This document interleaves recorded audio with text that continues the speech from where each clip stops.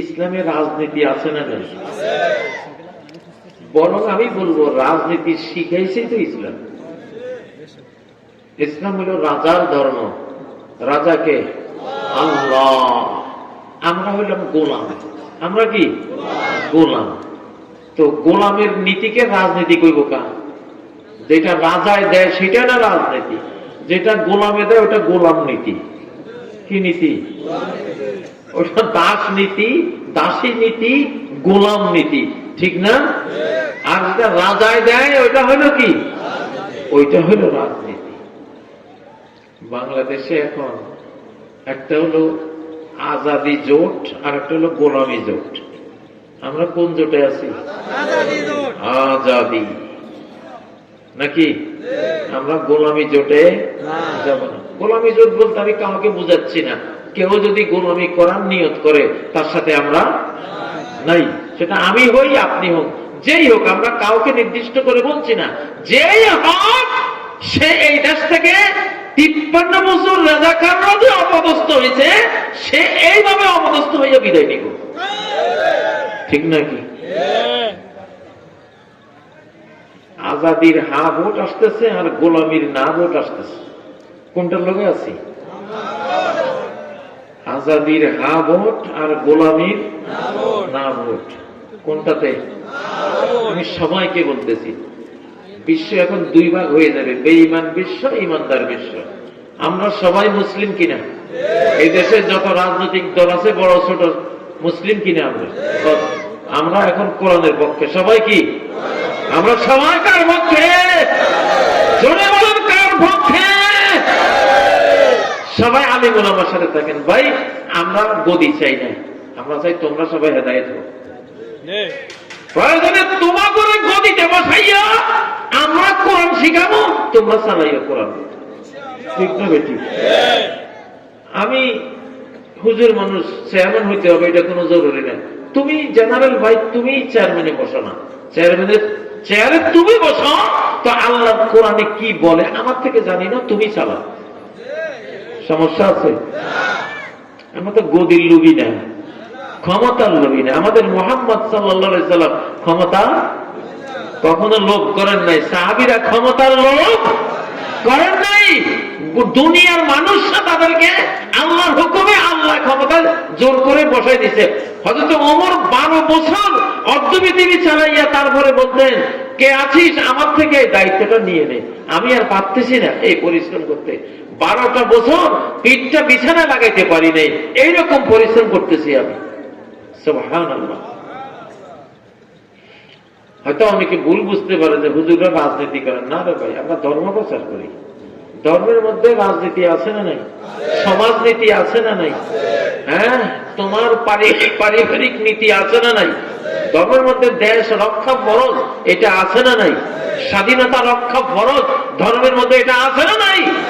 ইনসাফ কায়েম করা ফরজ, ধর্মের মধ্যে আছে না নাই? মুসলমানদেরকে উন্নত করতে হবে। আনতুমুল আ'লাউনা ইন কুনতুম মুমিনিন, তোমরা সবার থেকে উন্নত যদি ঈমানদার হও। ঈমানদারদের উন্নত হওয়া ফরজ। ঈমানদারদের উন্নত হওয়া কি ফরজ?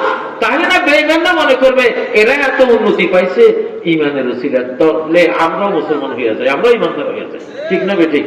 আর ঈমানদার যদি বুখা নাঙ্গা দরিদ্র দুর্বল হয়, সবাই ফুটবলের মতো কিক মারে, তখন বেঈমানরা কইবে না না না, এই ধর্মের দরকার নাই, এই ধর্ম নিবে দেখ কি অবস্থা হয়, ঠিক না বেঠিক? ঠিক না বেঠিক? ইরান যে গত 5 দিনে স্টারলিংক গুড়াই দিছে, স্টারলিংক ইরান সরকারের বিরুদ্ধে স্টারলিংক দিয়া উস্কাই দিছে, দুনিয়ার খনিগুলি ঢুকাই দিছে ইরানে। ইরান সরকার ওটারে, তারে আল্লাহ দিছে প্রযুক্তি, সে এমন কাজ করছে যেটা পৃথিবীতে কেউ করতে পারে নাই।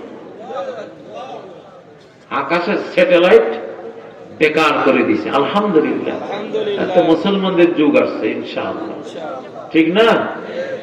বেঈমানদেরকে বিজ্ঞান শিখেছি আমরা মুসলমানরা। সব বিজ্ঞানী অতীতের যারা ওস্তাদ, ইবনে সিনা মেডিসিনের ওস্তাদ, ফাদার অফ মেডিসিন, পাগড়িওয়ালা, ফাদার অফ অ্যালগোরিদম। অ্যালগোরিদম কি? আলখারিজমকে অ্যালগোরিদম বলে। আলখারিজম কি? গ্রামের নাম আলখারিজম, যেটাকে ইংরেজিতে অ্যালগোরিদম বলে। মুসা আল খারিজি, ফাদার অফ কম্পিউটার সায়েন্স, পাগড়িওয়ালা। ঠিক না ঠিক? পৃথিবীর সবচেয়ে নির্ভুল মানচিত্র আল ইদরিসি, পাগড়িওয়ালা। অ্যালজেব্রা, জাবের ইবনে হাইয়ান, বীজগণিত, বীজগণিতের উস্তাদ, আবিষ্কারক জাবের ইবনে হাইয়ান, পাগড়িওয়ালা। সব বিজ্ঞানীরা কি পাগড়িওয়ালা। আমাদের কাছে শিখছে ইউরোপ আর আমেরিকানরা। ওরা আমরা ওস্তাদি করে ঘুমাই গেছি, এখন আমার ঘুম থেকে জাগছি। এখন দেখবি পৃথিবীতে ইনশাআল্লাহ বিজ্ঞান কারাকত্য করে আরেকবার শিখাবো। আমরা 2024-এর 5ই আগস্টে কোরআনের ক্ষমতা দেখেছি। এটা কোরআনের একটা সূরার ক্ষমতা দেখেছি। আমি অষ্টা করি, এটা আর কেউ আজ করে না। এটা আমার সাথে জড়ানো একটা আধ্যাত্মিক আইডিয়া না, এটা একটা একবারে চাক্ষুষ যে এই যত মারামারি সূরা লাহাবে করতেছে এগুলি। কোন সূরা? সূরাতুল লাহাব। এই সূরাতুল লাহাবে আবু লাহাবরে মারছে না, আবু লাহাবের বউকে মেরে দিছে না, সেই সূরা লাহাব কাজ করতেছে বাংলাদেশে। সুবহানাল্লাহ। চলবে। কোরআনের এক সূরার যে ক্ষমতা গোটা পৃথিবীকে মাইরা সাফ করতে পারবে যদি কোরআনের বিরুদ্ধে, সূরার বিরুদ্ধে লাগে কেউ। ঠিক না ঠিক? সামনে দেখবেন ইনশাআল্লাহ। এত বড় পাওয়ার বাংলাদেশে যারা ভাবতো 41 বছর পর্যন্ত থাকবো, এরপরে ভাবতো কিসের 41, আমরা আছি, পরে 41-এ তুলে নিছে। ঠিক না ঠিক? কিন্তু কোরআন যুবকদের অন্তরে অন্তরে কোরআন এসে গেছে। আলহামদুলিল্লাহ, আলহামদুলিল্লাহ। ঠিক না ঠিক? কোরআনের শক্তি, এনার্জি, এই পাওয়ার, এটা এসে গেছে। ব্রিটিশরা তখন মুসলিমদের সাথে 100 বছর মারামারি করে পারতেছে না, তখন গোয়েন্দা লাগাইছে যে মুসলমানদের এই পাওয়ার কোত্থেকে আসে। ওরা বাঁশের কিল্লা দিয়ে আমাদের কামানের মোকাবেলা করে, এই শক্তি পায় কোথায় ওরা? ব্রিটিশ গোয়েন্দারা 50 বছর গবেষণা করে ব্রিটিশ সরকারকে রিপোর্ট দিছে যে সকালের যে মুক্তবে একটা বই পড়ানো হয় কোরআন নামে, এই কোরআনে হলো এদের সব ক্ষমতার উৎস। তখন ব্রিটিশরা পার্লামেন্টে বসে সিদ্ধান্ত নিয়েছে যে এই কোরআন, ভারতবর্ষে যত কপি কোরআন আছে সব বাজেয়াপ্ত করে পড়াই ফেলবে। তখন তাদের একজন বর্ষিয়ান পার্লামেন্টারিয়ান দাঁড়িয়ে বলল, তোমরা যে কোরআন পড়াইতে বলো, প্রকৃত কোরআন তো কিন্তু এইটা না।